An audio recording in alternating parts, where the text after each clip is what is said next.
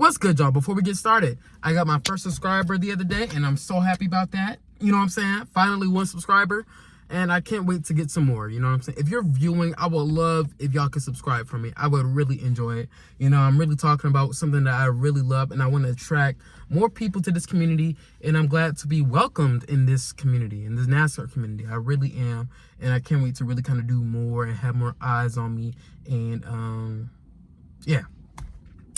So, yeah, there was 13 NASCAR overtimes in 2024. That is an embarrassing amount. You know, that is an embarrassing amount. I did not like that many NASCAR overtimes. I'm going to be real. I'm not a fan of consistent overtimes. But I will say, though, NASCAR overtime, I'm fine with. You know, I'm fine with NASCAR overtime, but it's like, it's getting to a point. It's getting to a point where it's really too much. And I'm going to be real. It's getting to a point where it's too much, yo. It's way too much. These late race cautions are annoying. Oh my goodness, these late race cautions are really annoying. You know, they're just so trash. Like, how many times are we going to have a last-minute caution, and I mean a last-minute caution, to just ruin the rest of the race? The rest of the race, bro. It's annoying. For example, matter of fact, I'm going to give a few examples. I got time. When Austin Dillon was about to have the best race of his career, best race of his entire career, right? The best race he's ever had. We're going to have Ricky Stenhouse Jr. dump Ryan Preece right in front of him with 2 to go. That was so unnecessary. We were going to have a smooth race to the finish. And that, what was Ricky Stenhouse Jr. doing, bro? Ricky, what were you thinking? I heard his what's it called? I heard his explanation, and he said that Ryan Preece kept chopping him down and this and that. Well, we could talk about Ryan Preece. Ryan, what were you doing chopping his nose and cutting him off when apparently he was like 2 laps down or something? They weren't on the same lap. So Ryan Preece, what was the point of racing that hard for, what was it, 20th, 30th, and you wasn't even on the same lap as him? And what was the point of racing that hard when it's only 2 to go or 3 to go, when y'all wasn't even on the same lap? It's like, what were y'all thinking? And Ryan Preece is smarter than that. He really is, if that's true. If that's true, Ryan Preece is much smarter than that. Why not just let him go if he's faster than you and y'all are on completely different laps? Excuse me? And Ricky, what was the point of dumping him with 2 laps to go? There's no point in that anymore. There's no point in that. And I saw that he locked up the brakes. There's no point in even having to be in a situation where you need to lock up your brakes with literally just 2 to go and ruin a very great race for Austin Dillon. Mind you, Austin Dillon took out 2 guys on the last lap. There's no defending that. I'm going to be honest with you. But oh my goodness, could you imagine if that late race caution didn't happen? Parker Kligerman was on his way to cruise to his first career NASCAR Xfinity win. But we have, dang, I forgot who that was.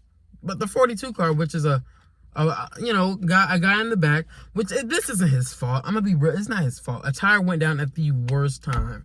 And NASCAR chose to throw out the caution literally just at one of the worst times. They should have threw the caution mad quickly and when it actually happened. But they waited and waited and waited. But that's a whole nother topic. But yeah, late race caution. Late race caution. In the Brickyard this year, you know what I'm saying? With, I think, 8 or 7 to go, Kyle Busch spins, wrecks. It's over with. Spins, wrecks. Now we have another late race caution when we could have had a nice race to the finish between Kyle Larson, Ryan Blaney, and Brad Keselowski. And we could have seen if Brad Keselowski saved up enough fuel to win that race. That would have been fire. That would have been fire to see if that actually happened. But it didn't happen, because Kyle Busch, unfortunately, took himself out late in the race. Joey Logano at Nashville, you know what I'm saying? Let's talk about it. Austin Cindric You know what I'm saying? Denny Hamlin was going to win that race. But we got Austin Cindric wrecking down the backstretch on the straightaway. You guys get what I'm saying, bro? And more instances happen 13 times. What are we doing? What are we doing? It's so annoying, you know. And I mentioned one example from the Xfinity Series, but oh my gosh, does the Xfinity Series have a similar type of problem?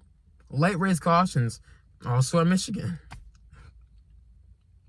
You know what I'm saying? So yeah, late race cautions are annoying, and I get certain stuff happens, like flat tires and whatnot, because those flat tires be annoying as fuck. They be popping at the most dumbest times. They could have popped mad earlier, but nope, they wait till 2 laps to go.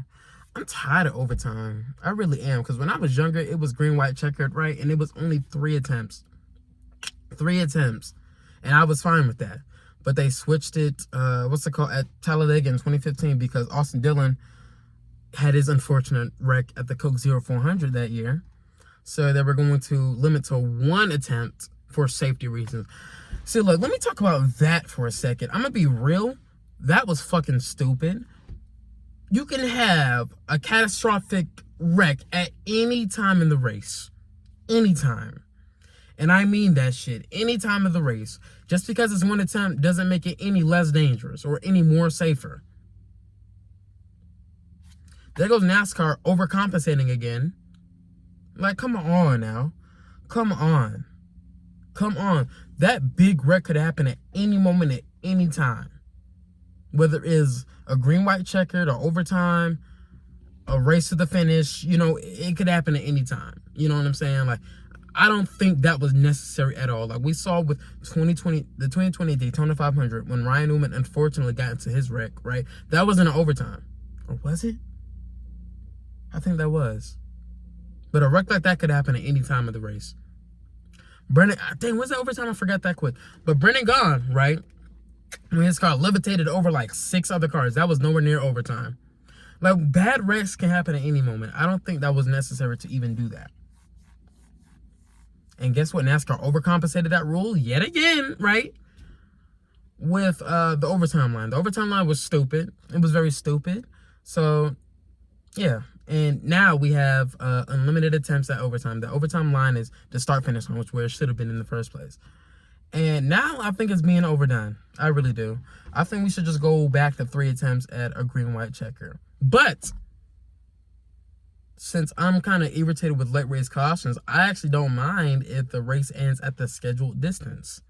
I actually don't mind that. I don't mind if the race ends at a scheduled distance, but I also would like, you know, I'm tired of late race cautions, but if it ends at the scheduled distance, like how they used to do,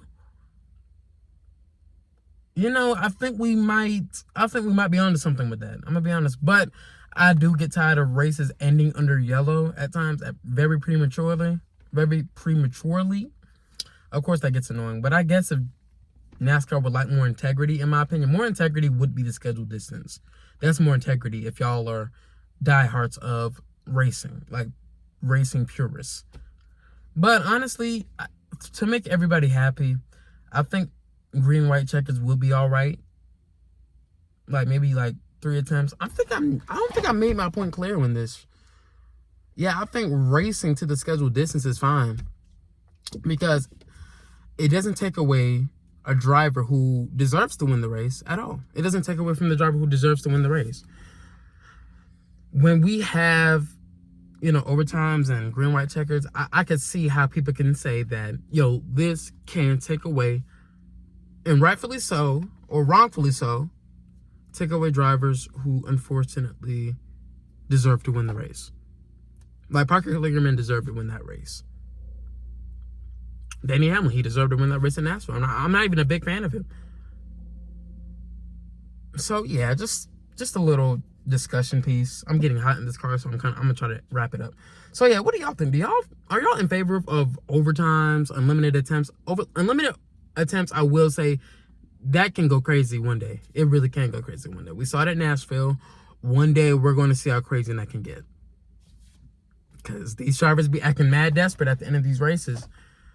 Are y'all okay with unlimited attempts at overtime, 3 green, white checkers, or racing at the scheduled distance. What do y'all think with that? I'm a bit mixed on it. You know, I'm a fan of green light checkers, and I'm a fan of all three of these have their perks, but all three of these can have their downfall as well. I'm gonna be honest with you. I'm gonna be real. So, yeah.